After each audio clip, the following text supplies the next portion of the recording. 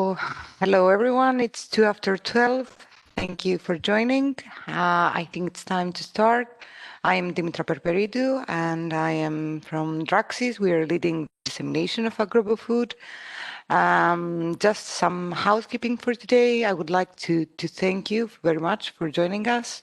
We're going to discuss about our current open call on industrial challenges. Dragana will say more on that in a few minutes. Whatever you need to share with us, you can share it in our chat. We will have quite some time for any questions that you may have, so please don't forget to write them in the chat. And just so that we have informed you in our email that we are going to record this session so that we will be able to disseminate it through various channels that we have. So keep that in mind. If you want to keep your cameras off, it's no problem. So that was it from me. Thank you very much. And I will give the floor to you, Dragana.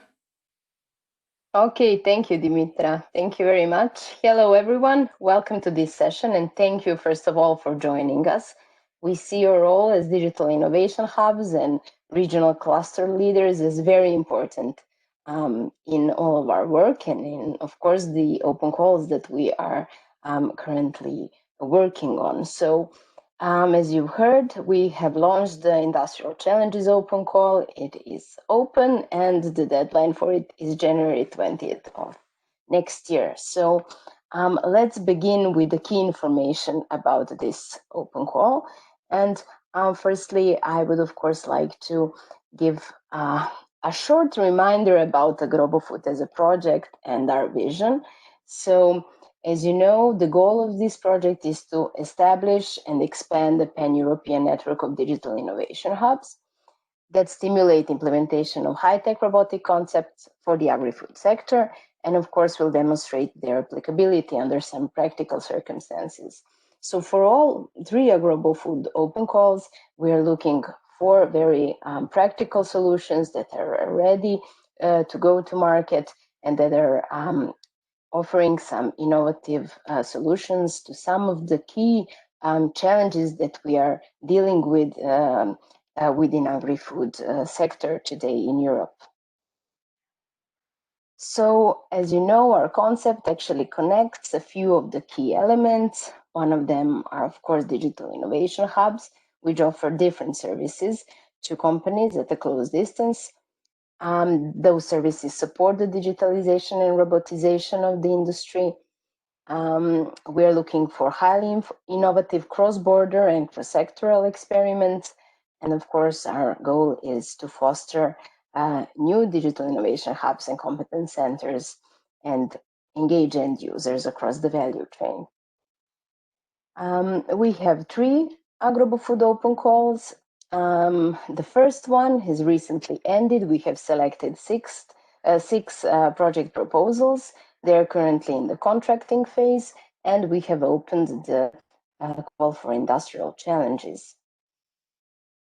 So this call has 2.7 million euros to distribute to innovative European SMEs. And this is the funding scheme of the call, as you can see. So we have this total amount to be granted, and that means that each project selected, and there will be 8 to 10 projects approved, will receive up to 300,000 euros. This time, we are looking for individual applicants, so one SME per proposal. And of course, our eligible applicants are the same as in the first call, so we are looking for European SMEs in agri-food and robotics, and we will be approving 8 to 10 projects. This is the timeline, so the open call has begun on the 20th of October. It will end on the 20th of January. Then we are moving on with selection and contracting in April, and the implementation of the projects will be happening from May next year to September 2022. So we are looking for single applicants who will be able to address the challenges that I will be talking about shortly. Of course, robotic technology.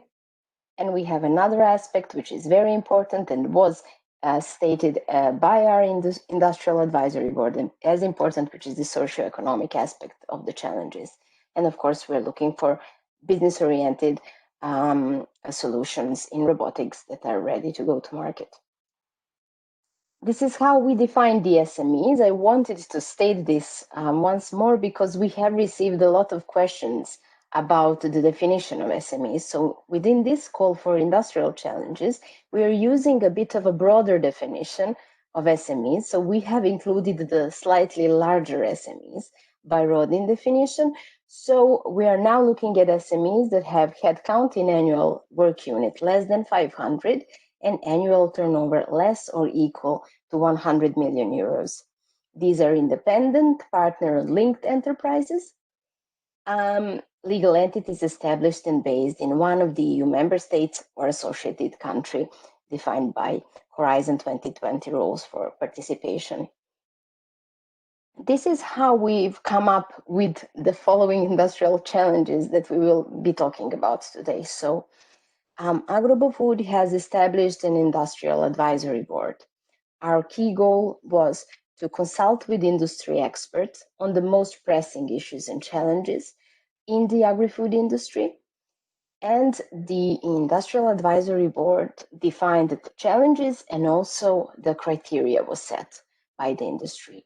So the SMEs respond to this open call by offering the solutions to these challenges. Each challenge is composed of two components. So firstly, of course, there's a technical component which involves a development or improvement of existing robotic technology solutions, or of course, development of new robotic technology solutions. And then we have also a complementary component, which is composed of an analysis or assessment of complementary social, economic, environmental, or ethical aspect of the proposed solution. So we are expecting that all applicants will address the full challenge as it is defined. So we have 5 challenges. This is the overall, let's say, a broader technical perspective on the challenges. So we have robots for spot spraying. We have robots for logistics, picking, packing, and palletizing. We have livestock feeding, we have robots for selective harvesting, and robots for cleaning. These are the industrial challenges that are defined more specifically. So these are the ones that the applicants will be choosing from when they are applying to this open call. The first challenge is related to robots for spot spraying. It can optimize spraying leads to improved environmental conditions. And of course, development of a robotic solution for spot spraying and a complementary component of analysis of environmental benefits of spot spraying compared to existing solutions, as well as alternative growing possibilities. The second industrial challenge is, can robots improve working conditions in the labor force in the fresh and processed food industry? Here we have a technical component related to robots for logistics, picking, packing, and palletizing. And of course, there's the second component, analysis of the impact of robotics in the field of food logistics. So it deals with reduction of labor force or generation of new job opportunities. The third challenge, we have robots for livestock feeding. Our robots in the livestock industry posing ethical challenges by replacing human labor with machines. So, in addition to developing a robotic solution for livestock feeding, there is a complementary component, is the analysis of the ethical challenges in their perception when human labor is replaced by machines. This is the fourth. So, what added value can harvesting robots bring compared to existing machinery solutions? Here we have robots for selective harvesting and analysis and assessment of the exact benefits of these technologies compared to already existing machinery. The fifth challenge is about robots for cleaning. So what new business opportunities do robots for cleaning livestock farms bring? Here we have a technological solution for robots for cleaning, and then analysis and projections of new business models, including service-based business models. So I would like to maybe explain and stress a bit more that our industry advisory members were, of course, while defining these challenges, thinking about the key robotic solutions, but they have really stressed that these ethical, environmental, socio-economical issues are of great importance, so that each robotic solution has this complementary component within the challenge, which will enable the future industrial challenges and the experiments to think and plan more broadly in terms of sustainability and in terms, of course, of a deeper, bigger impact related to these socio-economical, environmental, and ethical issues. So we are, of course, in this call looking for ideas that can address the topics, address the challenges as a whole, that can show technical excellence. So we are looking for applicants, for individual SMEs who can develop products that, let's say, start from a TRL level of 5 or 6 and have a target TRL level of 8 or 9, maybe. Of course, they need to demonstrate a viable business model to prove sustainability impact, and of course, to prove that they are a competent partner that can actually execute and implement the plan. This is the application process. So we are using our agROBOfood website for registration, this time as the last time as we did. They also have within their project proposal and within the guide for applicants, of course, suggestion, and it is actually mandatory for them to contact digital innovation hubs. They will be, of course, reading the documents, defining the proposal, and then submitting everything. These are the most important documents, and all of these documents can be found on our agROBOfood website. So the most important one, of course, is the agROBOfood guide for applicants, which for this time for industrial challenges has been, of course, adjusted. And then we have the proposal template, which the applicants will be filling out. This time they have 30 pages maximum. Full document needs to be must not be no more than 30 pages from the first to the last page. We have the SME declaration document as well, declaration of honor, data privacy policy on how the data will be handled within agROBOfood, and of course, bank account information.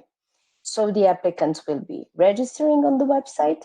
They will be filling out key information on the website, downloading the project proposal template, the SME declaration, the declaration of honor, filling them out, and then uploading them to the platform. The deadline is 28th of January at 5 o'clock in the afternoon, Central Eastern Time. Now we come to this, the role of digital innovation hubs and regional clusters within this call.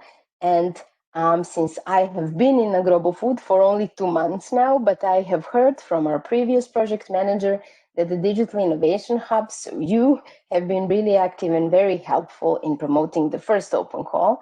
And I would like to thank you for that in Stasha's name, but also in mine.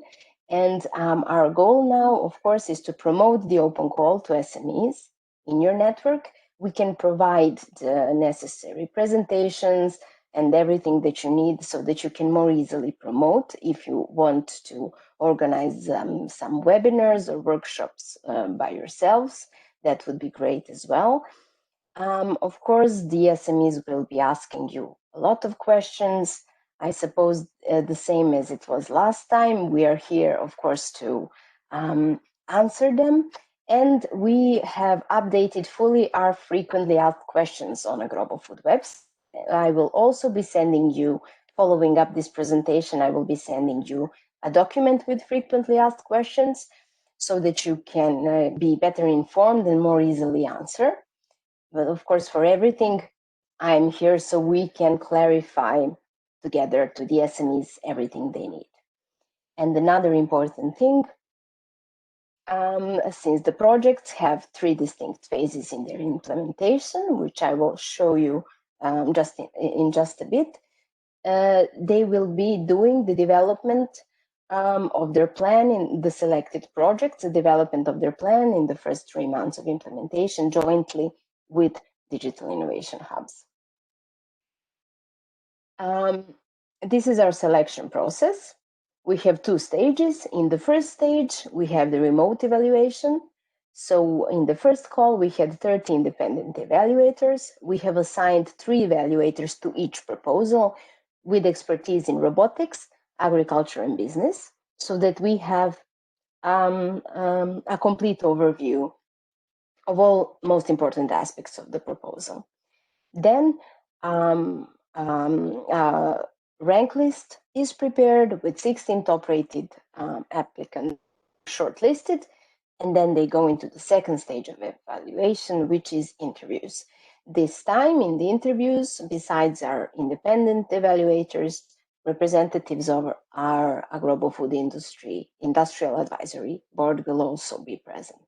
And after the second stage, we have the final list of selected projects to start with contracting. This time, this would be probably 8 to maximum 10 of projects.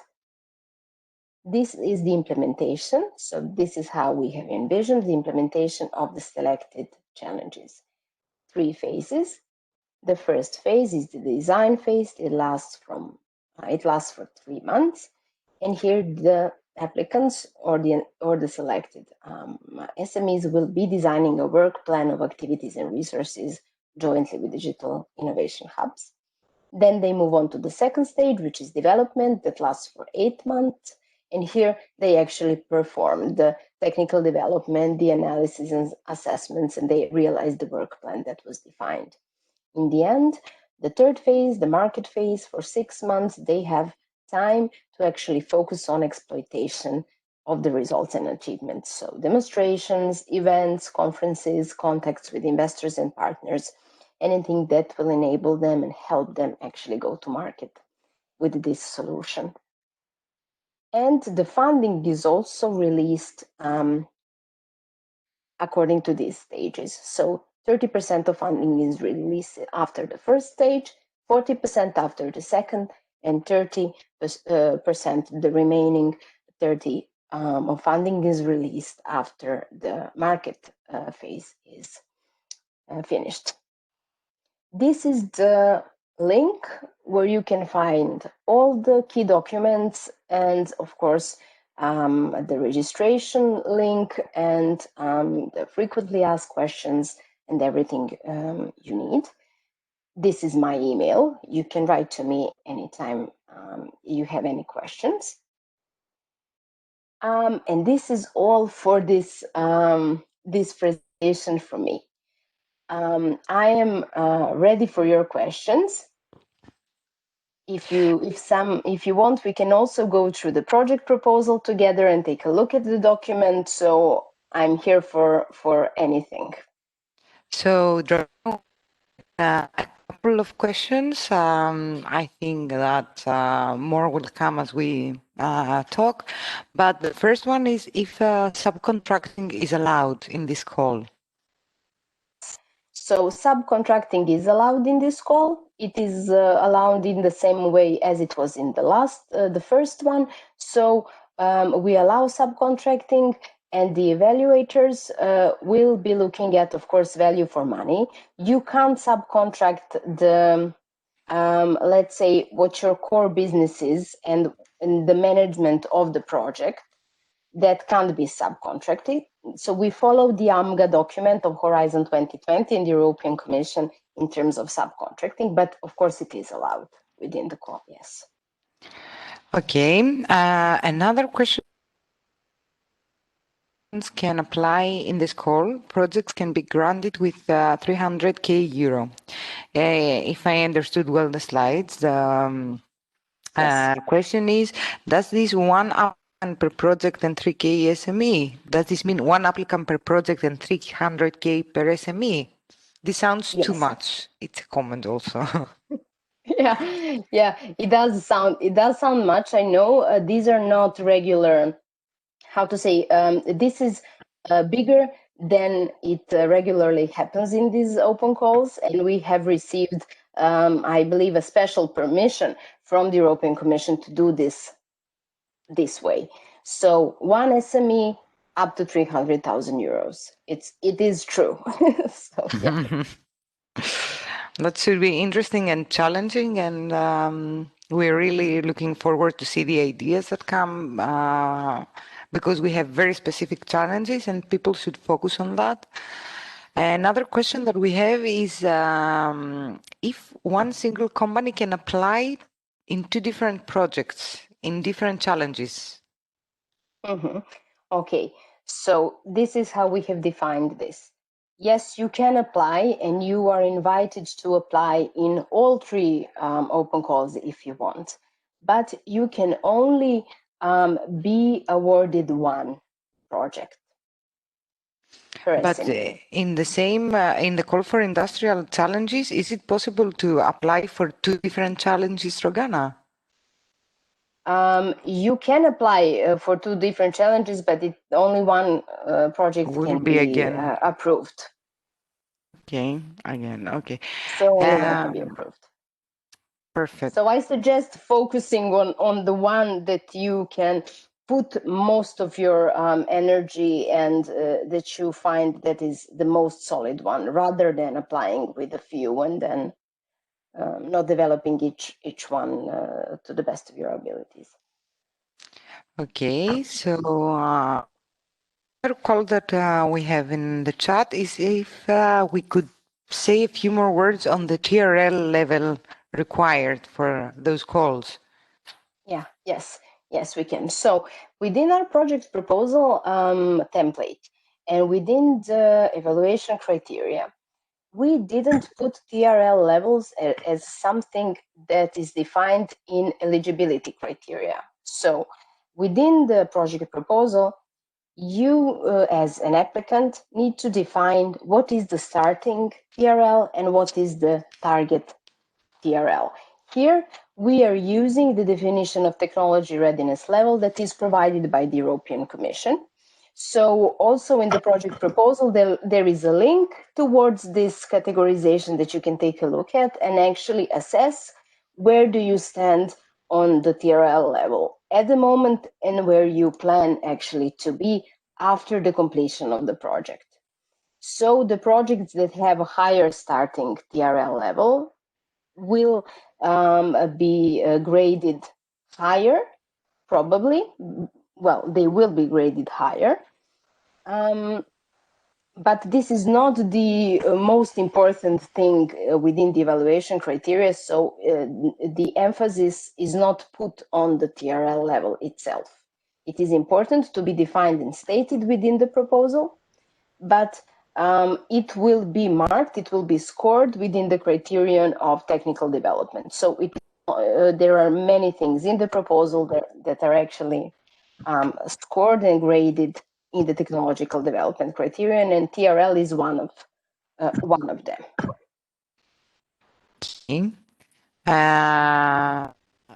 Another question that we have is what is the company age to qualify for this call? So Yeah, I'm probably thinking the question actually is if the company is too young. No, there Very are new.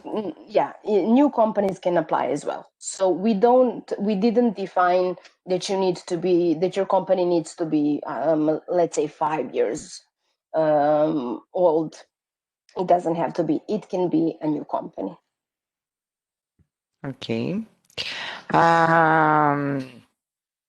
So that were the questions that we have got, but maybe from our experience from the previous call, a very interesting question we got a lot of times is if this is a lump sum or if they have to report the expenses that will happen during the implementation in some way. This is a lump sum. So this call has really put a lot of effort into making this funding opportunity easy for the SMEs. So the SMEs are receiving lump sums. So as I've said, after the first phase, they will receive after they have created their deliverable and the deliverable is reviewed by an independent evaluator, it is approved, then we release the funding.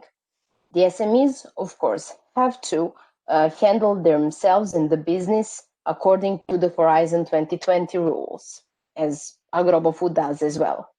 But we are not asking for receipts, we are not asking for financial statements. So it's a pretty easy and straightforward process, actually. Okay. Another question that we've got, but I'm not sure if this applies here. Is cross-border character a plus? This question is related to the fact that we are proceeding with electric robot under a new company, the acceleration program. Yeah, so because the cross-border and cross-sectoral component was very important in the first open call, where we received consortia, projects from consortia, and it will be in the second one, so the second open call that will be starting in February next year. But in this one, where we have industrial challenges, the cross-border and the cross-sectoral component is not that emphasized because there is a single SME developing this. Of course, showing that you have a larger market and that you have an outreach to a bigger number of customers all across Europe and that your scalability plan is set, that's of course a plus. But here we don't have that part where we were actually grading the project proposals and the consortia according to the cross-border and cross-sectoral aspects. So here this is not present because we have individual applicants. So we have another interesting question. The question is if DIH participation is mandatory and if an SME can apply without a DIH. The DIH being included is mandatory because one of the key goals of the agROBOfood project as a whole is actually to expand the network of DIHs and help them offer better services to SMEs and strengthen the network between and the, let's say, relationships between digital innovation hubs and SMEs. So it is mandatory. In the project proposal, SMEs will have a field in which they will have to state with which DIH and who specifically from that DIH have they been in contact with. How are they planning to use the services of DIHs and what kinds of services they actually need to help them develop this solution. So it is very much connected to DIHs, and this is something that can't be avoided. If it's not explained well within the proposal and this connection is lacking, this will not be marked well. Okay. So another question is if non-profit organizations can apply in this call. No, in this call, only SMEs can apply. So I presume, I'm not sure if this is same for all European countries, that non-profits are not registered as small, medium enterprises. Perhaps if there is in some of the countries way to register a non-profit SME, and this SME complies with the definition of SMEs that we have given in the guide for applicants, that's fine, but I have not came across a case like this yet. So the safest answer would be no, only SMEs. I think that this question goes a bit with the previous one, and it is if it is mandatory to choose from agROBOfood DIH network. Yeah. For the proposals. Yes. So for the proposal, you need to state who you've been contacted with from agROBOfood DIH network. Yes. So it is mandatory to choose from it, but of course, you can, in your project proposal, if you have a digital innovation hub that is not part of the agROBOfood network yet, or doesn't want to be a part for any reason, you can, of course, explain your cooperation, explain the services that you would like to have, explain the support that you would expect to receive from this Digital Innovation Hub, and that is fine as well. But we would like you to have a contact with some of the agROBOfood DIHs, and that contact stated in the proposal. Okay. A question that we have now received is, if we establish a new LTD, is it mandatory to be VAT registered? Okay, this is a question that I also need to check with my frequently asked questions, because I'm pretty sure that that you need to have a value-added tax number.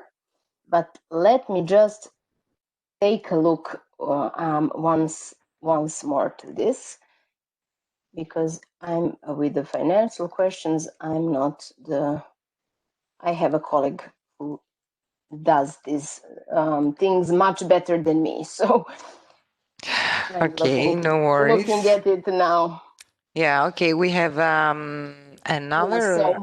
I have found it. Yeah, related to the value-added tax. So, you can be a young SME that's like created less than a month ago, but you need to have a valid value-added tax number. So it's mandatory to have value-added tax number, even if you are recently registered in USME. So that's the answer. Okay, thank you for that. So another question that we have is if subcontracting by the SME to the DIH is allowed, for example, for field or lab measurements. Yeah. So if I'm not mistaken, the digital innovation hubs that are part of the agROBOfood network can't be subcontracting for their services within this call. Now I'm looking once more just to be sure if this is right. Of course. Because Just to this say is an important question. So to everyone that we have an FAQ section in our website, so you can also go there to resolve a few of the questions that you may have. And if you have anything further, you can always send us an email to info@agROBOfood.eu or directly to Dragana, or also to our cluster leaders, who you can also find their contact details in our site.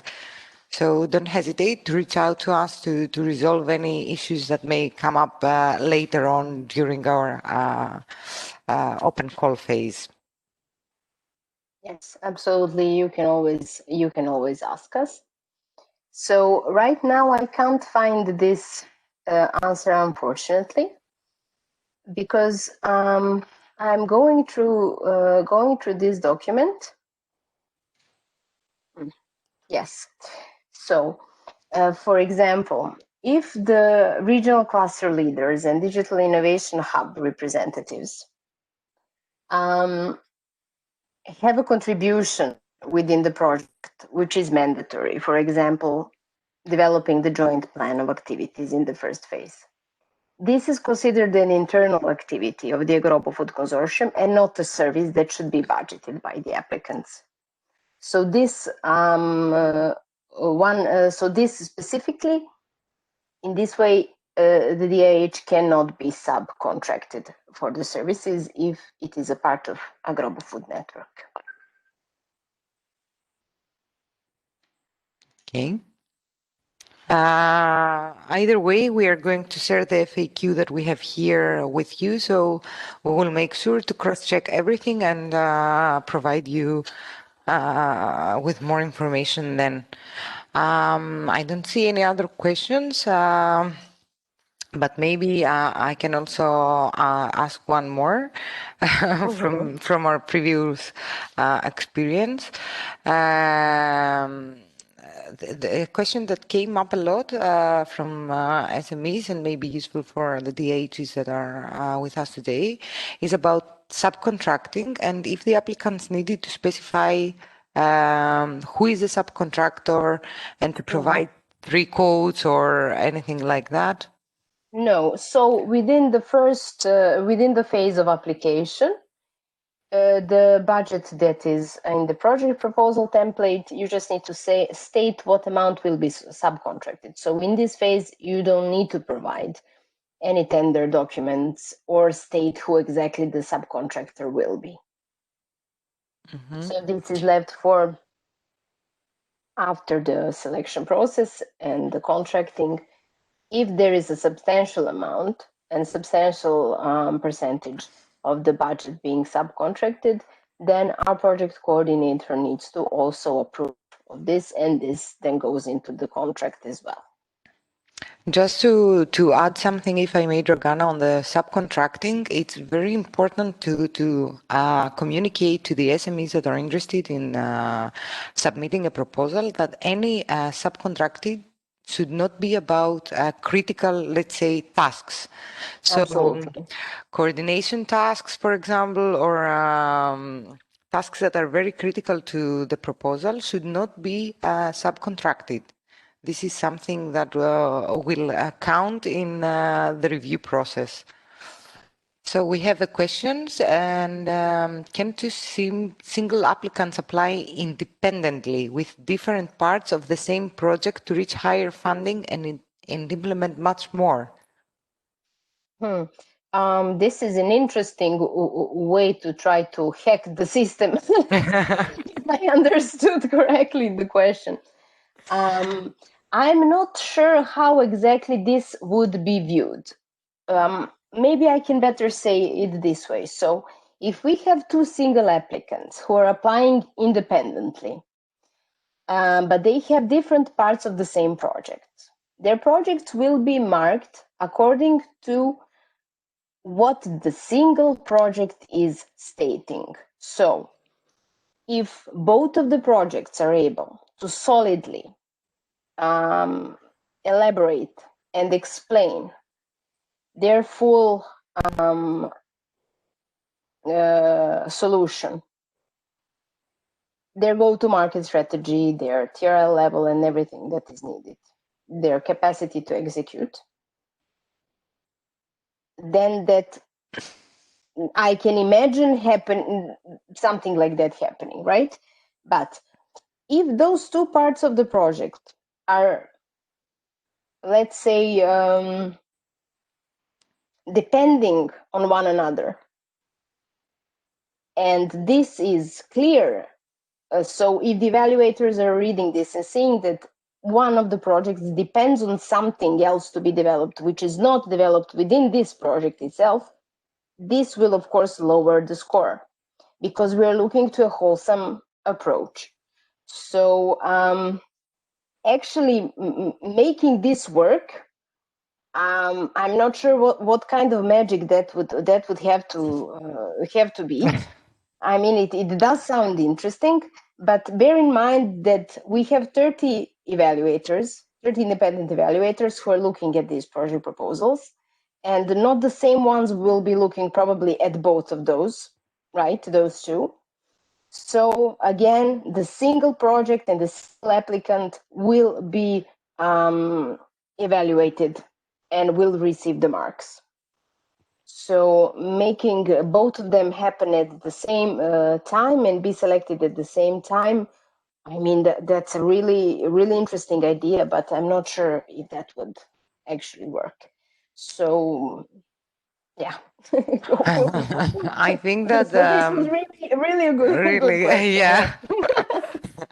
I think that the key takeout from what you said is that it will not be, let's say, a whole solution. So we need to address the challenges that we have with a whole solution. So if we have a bits and parts, most probably they will be evaluated accordingly.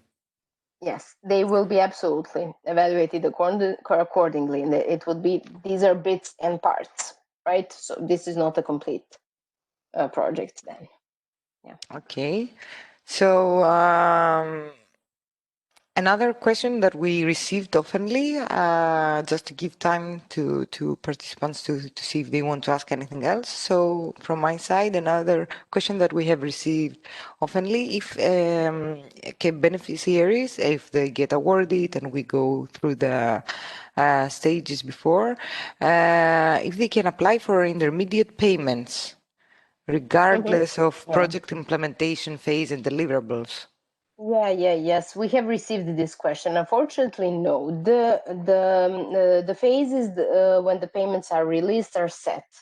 So they are set in 3 phases. So we have 30%, 40%, and 30% in the end. And this is something that cannot be changed. This stays as it is. Yeah. Okay. And something that I also found a useful question is if any budget amendments during the project are allowed or are possible. Yeah, this is also a good question. And the amendments to the budget and any changes, of course, in the stage of implementation of the project, they need to go through a procedure. So they need to be, of course, approved. They need to be justified and explained well, and we need to have all official documents documenting the process if something needs to be changed and then approved. So they are subject to our internal procedures. So it is possible, but it's not advisable, let's say it like that. It can That's happen, good. of course. I mean, it's natural. Okay.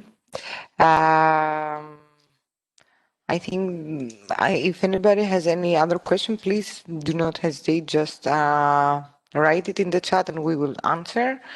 Okay, so if the grant is a lump sum, technical implementation has an utmost importance. How will you check the technical realization and excellence in countries where there is no agROBOfood partner? Mm-hmm. So the deliverables and the results of the project will be checked by independent evaluators as well. So not specifically by agROBOfood partners, but we will be engaging independent evaluators to take a look at the results and the deliverables. So it doesn't it doesn't rely on it on this whether we have a partner in a certain country or we don't. Okay. I don't see any other questions. From my side, I don't know, Dragana, if you want to share something else or on the process or on the. Yeah, I think I've shared the most important things about the process. I would just like to invite you once more to share the news about the call to your network and to support the SMEs, of course, in applying, and to contact us with any other questions or needs for clarifications that you might have. We are here always to answer everything. Okay, thank you. So I think if there are no other questions, I will just add that you can always follow our website and our social media. We try to update the information there to have it accessible to everyone. We would be happy if you reach out to us for any other questions that you may have. Thank you for joining us today and for your questions, and have a lovely day. Thank you very much. Goodbye, Thank you everyone. very much. Enjoy your week. Thank you. Goodbye. Thanks.